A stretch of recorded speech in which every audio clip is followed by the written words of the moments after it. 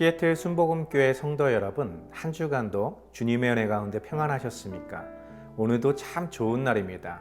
오늘 이 귀하고 복된 주일 아침 하나님께 정성껏 예배드리시고 하나님이 우리를 위해서 준비하신 그 은혜 안에 거하시기를 예수님의 이름으로 축원드립니다.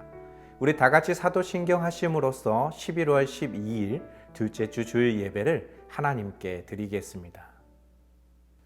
전능하사 천지를 만드신 하나님 아버지를 내가 믿사오며 그 외아들 우리 주 예수 그리스도를 믿사오니 이는 성령으로 잉태하사 동정녀 마리아에게 나시고 본디오 빌라도에게 고난을 받으사 십자가에 못 박혀 죽으시고 장사한 지 사흘 만에 죽은 자 가운데서 다시 살아나시며 하늘에 오르사 전능하신 하나님 우편에 앉아 계시다가 저리로서 산자와 죽은 자를 심판하러 오시리라. 성령을 믿사오며 거룩한 공예와 성도가 서로 교통하는 것과 죄를 사하여 주시는 것과 몸이 다시 사는 것과 영원히 사는 것을 믿사옵나이다. 아멘. 오늘 은혜 받으실 하나님의 말씀은 마가복음 9장 21절에서 24절 말씀입니다. 마가복음 9장 21절에서 24절 말씀을 다 같이 한 목소리로 봉독하시겠습니다. 예수께서 그 아버지에게 물으시되 언제부터 이렇게 되었느냐 하시니 이르되 어릴 때부터니이다. 귀신이 그를 죽이려고 불과 물에 자주 던졌나이다. 그러나 무엇을 하실 수 있거든 우리를 불쌍히 여기사 도와 주옵소서.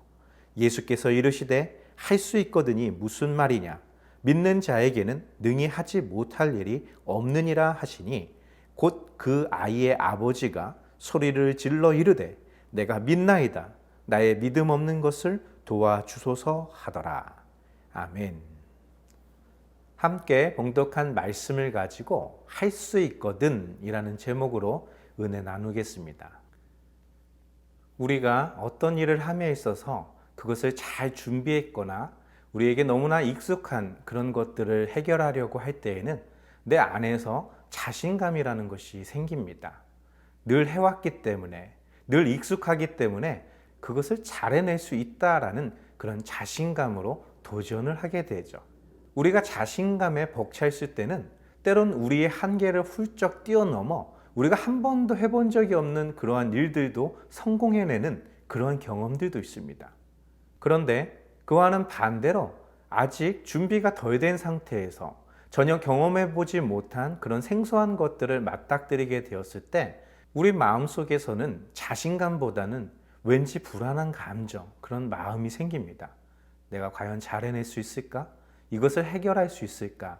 그 일을 함에 있어서 그런 불안감이 우리 머리 주변을 맴돌고 있을 것입니다. 불안한 감정, 그런 마음, 그런 자세를 가지고 그 일을 해결하려 할 때에는 평소보다도 더 못한 그런 결과를 받아들이게 되기도 하는 것이죠. 심지어 그것에 대해서 어떤 큰 실패를 경험했거나 내가 최선을 다해보았지만 그것을 결코 해결할 수 없는 그런 경험이 있었다면 그것은 불안감을 넘어 자포자기에 가까운 그런 심정으로 그 문제를 대하게 되겠죠. 그런 까닭에 우리가 어떤 일을 함에 있어서 확신을 가지고 그런 자신감을 가지고 임하는 것과 그렇지 못한 불안한 마음, 그런 심정으로 어떤 일을 도전하려고 할 때에는 우리 삶에 굉장히 다른 결과를 가져다 준다는 것입니다. 우리 믿음의 삶 역시 이와 같습니다. 하나님을 향한 믿음, 그 신뢰를 가지고 살아가는 사람과 그렇지 못한 막연한 불안감을 가지고 살아가는 사람들과는 그 열매에 있어서 확연한 차이가 드러나게 되는 것이죠. 그런데 문제가 있다면 우리가 믿음의 삶을 살아가는 데 있어서 언제나 그런 확신과 믿음으로만 살아가지 못하는 경우들도 허다하다라는 것입니다. 정말 믿음 가운데 살고 싶고 분명한 태도를 가지고 자신감을 가지고 이 믿음의 삶을 살고 싶지만 뭔가 모를 불안감에 쫓기고 마치 트라우마와 같이 우리를 붙잡고 있을 때 우리는 그것을 어떻게 극복해낼 수 있을까요? 오늘 우리가 함께 봉독한 말씀을 통해서 우리의 믿음이 약해지고 이제 더 이상 무엇을 어떻게 할 수 있을지 막막해져가는 그런 현실 속에서 우리는 어떠한 태도를 가지고 하나님 앞에 나아가야 되는지를 살펴보고자 합니다. 오늘 본문 말씀의 배경은 이러합니다. 마가복음 9장 14절에서 18절 말씀입니다. 이에 그들이 제자들에게 와서 보니 큰 무리가 그들을 둘러싸고 서기관들이 그들과 더불어 변론하고 있더라. 온 무리가 곧 예수를 보고 매우 놀라며 달려와 문안하거늘 예수께서 물으시되 너희가 무엇을 그들과 변론하느냐? 무리 중에 하나가 대답하되 선생님 말 못하게 귀신 들린 내 아들을 선생님께 데려왔나이다. 귀신이 어디서든지 그를 잡으면 거꾸러져 거품을 흘리며 이를 갈며 그리고 파리해지는지라. 내가 선생님의 제자들에게 내쫓아달라 하였으나 그들이 능히 하지 못하더이다. 아멘. 어떤 큰 무리들이 모여 있었는데 굉장히 시끌벅적한 그런 분위기였습니다. 그때 예수님께서 그 무리들 가까이에 오시게 되었던 장면입니다. 예수님께서 그곳에 도착하기 전에는 베드로와 요한 그리고 야고보 이 세 제자만을 따로 데리고 기도하기 위하여 어떤 한 산에 오르십니다. 그때 모세와 엘리야가 나타나 장차 있을 예수님의 죽음과 관련된 이야기를 나누고 있습니다. 그때 예수님의 모습은 이 세상에 있는 어떤 것보다 광채가 나고 그의 옷은 하얗게 변화되는 그런 현상들이 나타났습니다. 우리가 변화산 사건이라고 알고 있는 이 일이 있은 이후에 예수님께서 그 나머지 제자들이 있는 곳으로 오셨을 때 있었던 그 상황을 묘사하고 있는 것이죠. 굉장히 많은 무리들이 모여 있는데 웅성웅성 하는 소리가 심상치 않았습니다. 사실은 예수님의 제자들과 서기관들이 서로 논쟁을 하며 심하게 말다툼을 하고 있었던 상황이었습니다. 그때 그들을 향해 오시는 예수님의 모습을 보고 모든 무리들이 깜짝 놀라게 되는 것이죠. 변화된 예수님의 모습 속에서 어떤 큰 위험을 느꼈던 그들, 어쩌면 이 논쟁에 해답을 줄 수 있을 것이라는 기대감에 그 모든 무리들은 예수님을 주목하여 보고 있었던 것이죠. 예수님은 그들에게 묻습니다. 도대체 너희는 무엇 때문에 논쟁을 벌이고 있는가? 라는 것이죠. 그때 그 무리들 중에서 이 논쟁의 발단이 되었던 한 사람이 예수님께 나아가 그 자초지정을 설명합니다. 우리 아들이 말 못하게 하는 귀신에 들렸습니다. 그 귀신이 우리 아들에게 자주 발작을 일으켜 쓰러지게 만들고 입에서는 거품을 물게 합니다. 이런 일들이 반복될 때마다 우리 아들은 점점 피폐해지고 정말 사람의 모습이라고 할 수 없을 정도로 파래져 가고 있어 제가 그 아들을 고치기 위해 예수님께 데리고 왔던 것이었습니다. 그러나 주님은 이곳에 계시지 않았고 제자들만 있었기에 나는 그 제자들에게 내 아들을 고쳐달라 부탁하였지만 그들은 능히 고쳐주지 못했습니다. 라고 보고하고 있는 것이죠. 이 아버지의 말을 통해서 우리가 추측해 볼 수 있는 것은 예수님의 제자들과 서기관들이 과연 어떤 논쟁을 벌이고 있었는지를 알 수 있는 것이죠. 바로 이 귀신 들린 아이를 고치지 못하는 제자들의 모습들을 보면서 서기관들은 너희가 하는 것들은 다 거짓이며 사람들을 속이는 속임수일 뿐만 아니라 너희 스승이 온다고 해도 결코 이 아이에게서 그 귀신을 쫓아내지 못하고 이 문제를 해결하지 못할 거라 말하고 있었을 것입니다. 제자들은 그러한 서기관들의 비아냥거리는 소리에 맞서 결코 그렇지 않다. 예수님이 계셨더라면 이 아이에게서 그 귀신을 쫓아내셨을 것이다. 그런 논쟁을 벌이고 있었다라는 것이죠.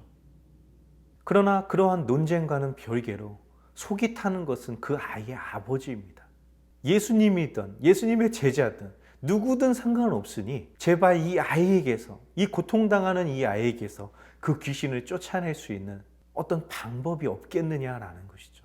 이대로 내버려 두었다가는 분명 이 아이는 죽을 것이라는 그런 안타까움과 그런 절박함이 이 아버지에겐 가득했던 것이죠.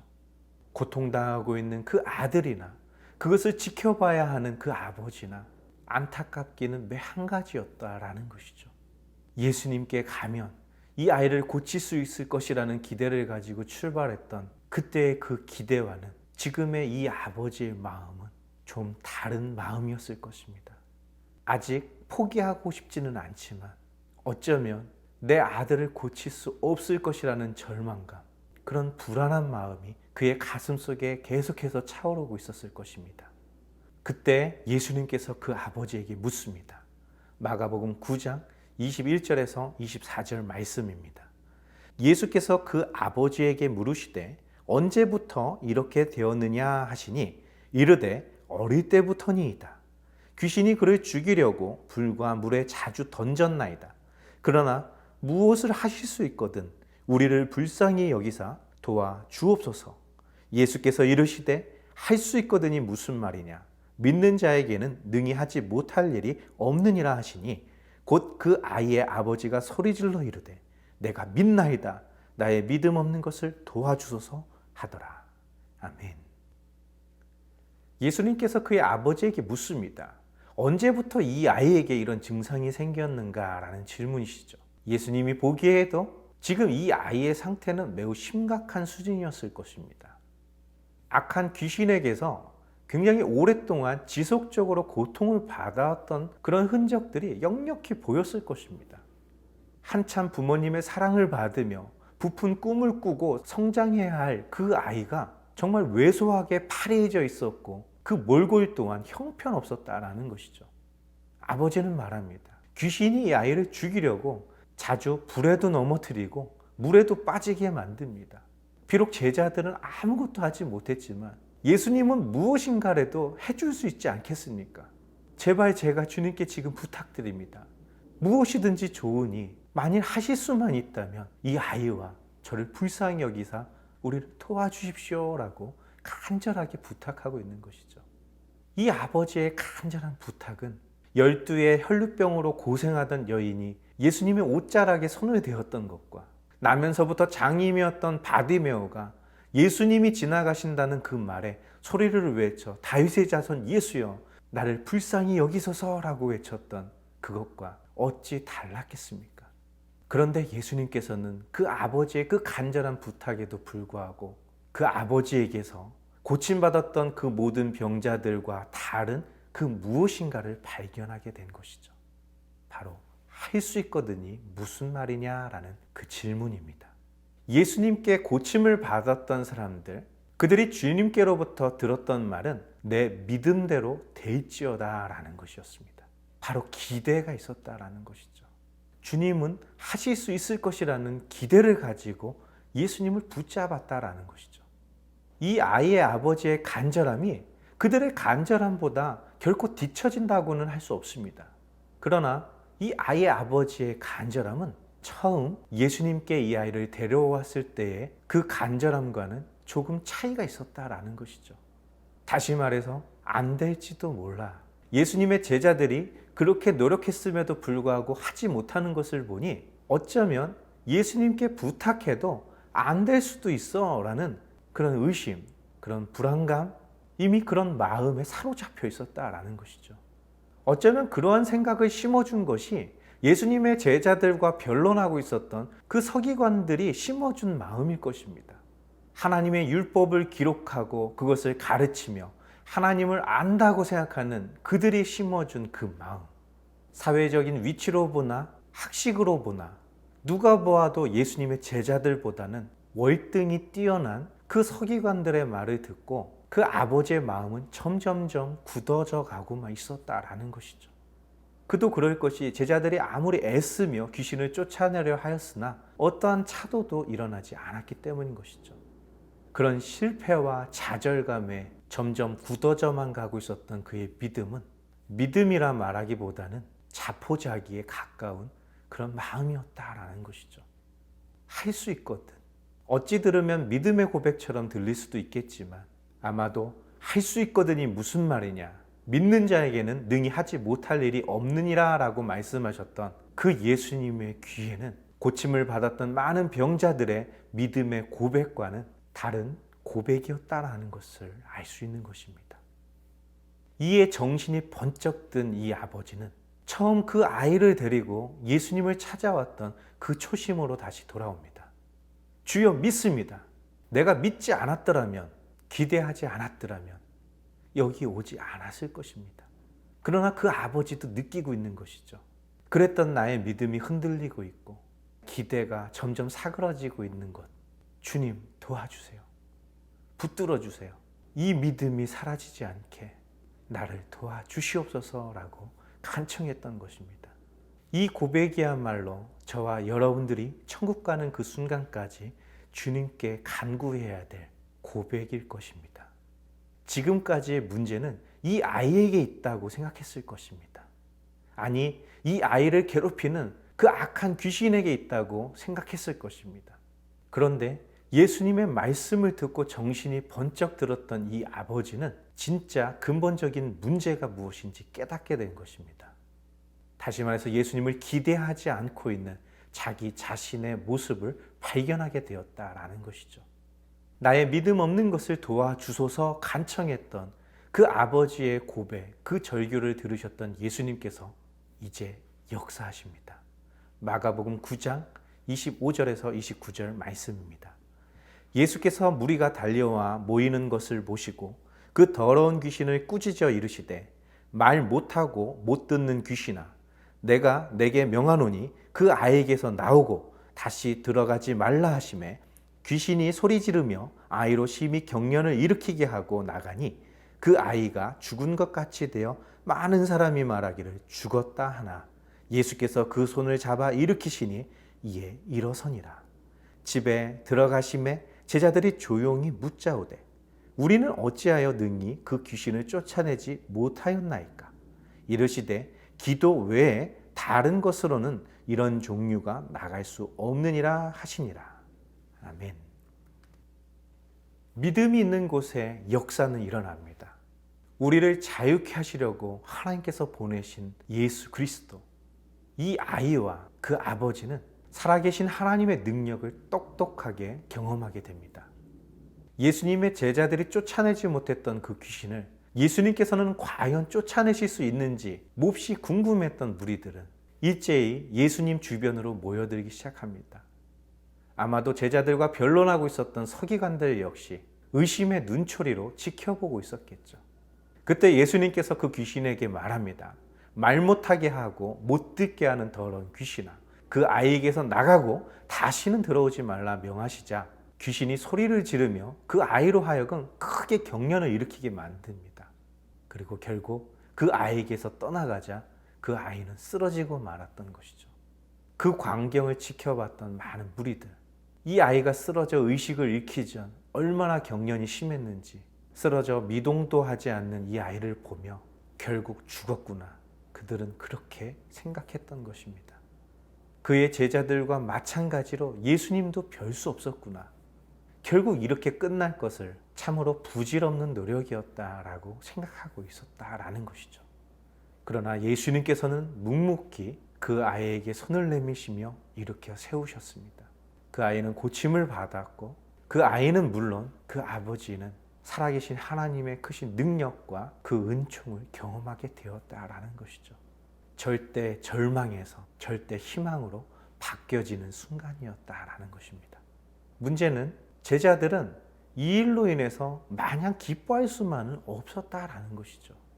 왜 우리는 하지 못했을까? 왜 우리는 그 아이에게 붙어있는 그 귀신을 쫓아내지 못했을까라는 것이 그들의 가슴 속에 내내 남아있었을 것입니다.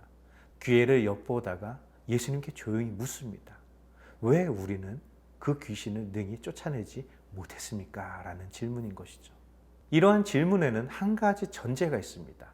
예수님의 제자들이 단 한 번도 귀신을 쫓아낸 적이 없었다고 한다면 아마도 이런 질문을 드리지 않았겠죠. 그래, 귀신은 예수님 같은 분이나 쫓아내는 것이지 우리 같은 사람들은 결코 쫓아낼 수 없는 거야 라고 그냥 받아들였을 것입니다. 너무나 당연하게 느끼고 있었겠죠. 그런데 그들이 궁금하고 예수님께 묻고 싶었던 것은 주님께서 제자들을 이스라엘의 모든 동네에 보내실 때 그들이 가는 곳마다 귀신을 쫓아내고 병든 자를 일으켜 세우며 놀라운 기적과 이사, 표적이 따랐습니다. 그리고 많은 사람들이 제자들이 행한 일 때문에 예수님을 하나님의 아들 그리스도로 믿게 되었고 예수님이 가시는 곳마다 수많은 무리들이 뒤따르게 되었던 것이죠. 그랬던 자신들이 왜 이번에는 하지 못했을까 몹시 궁금했던 것이죠. 제자들의 마음 역시 그 아이의 아버지의 마음과 같이 믿음이 흔들려서였을까요? 예수님은 그들에게 대답하시죠. 기도 외에는 이런 유가 나갈 수 없다.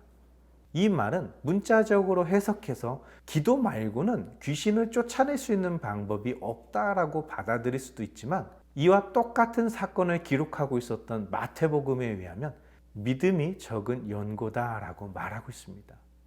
만일 겨자씨만한 믿음만 있었더라면 이 산을 들어 바다에 던지어라 라고 해도 그대로 되었을 것이다 라고 말씀하고 계시죠.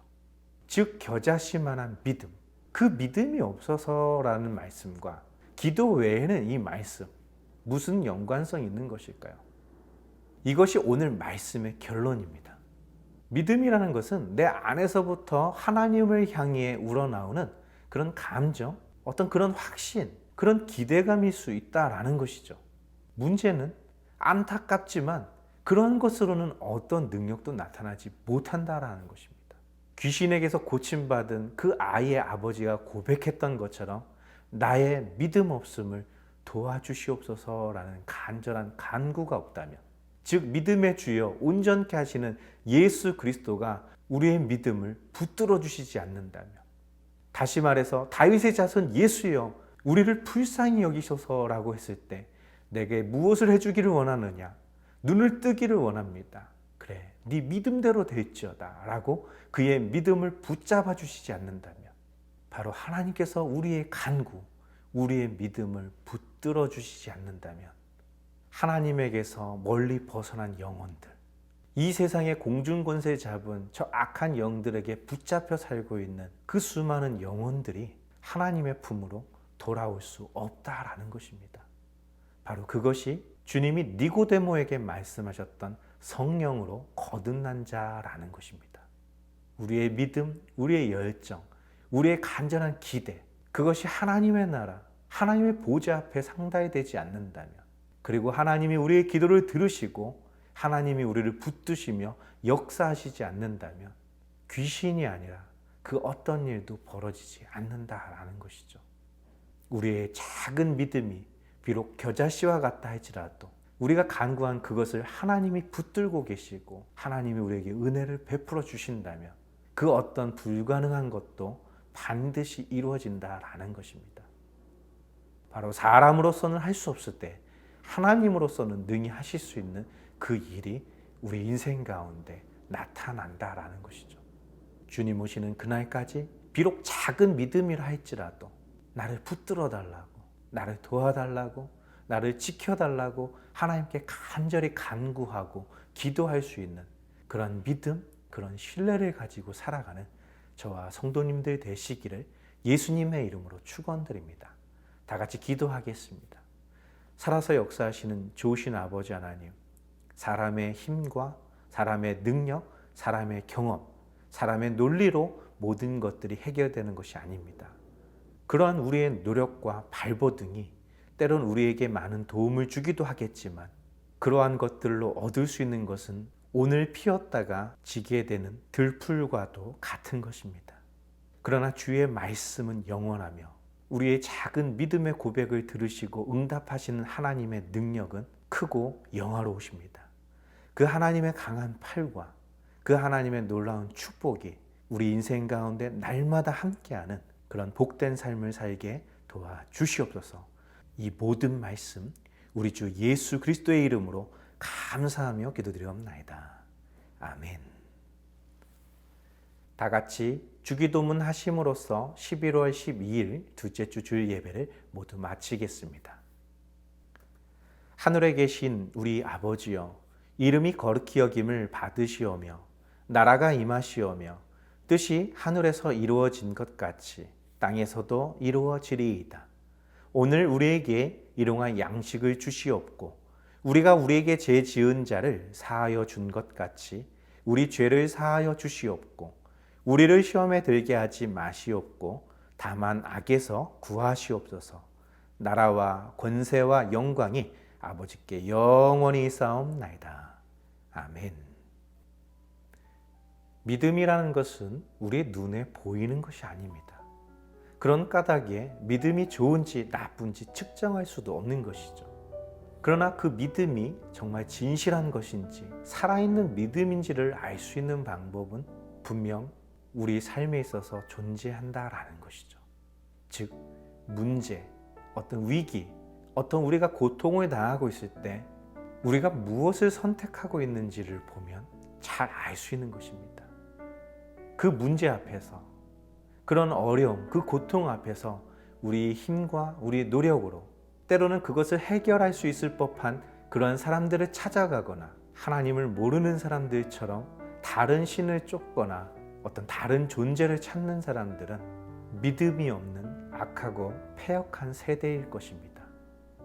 그러나 문제가 찾아오고 고통스럽고 어떤 아픔이 나를 짓누르고 있을 때 하나님 앞에 엎드려 하나님 앞에 간구하며 나를 도와달라고, 나를 지켜달라고, 나를 버리지 말라고, 나를 붙들어 주실 주님의 손길을 간절히 원하는 마음으로 끝까지 간구하는 사람들은 바로 살아있는 믿음을 소유한 믿음의 사람이라는 것입니다.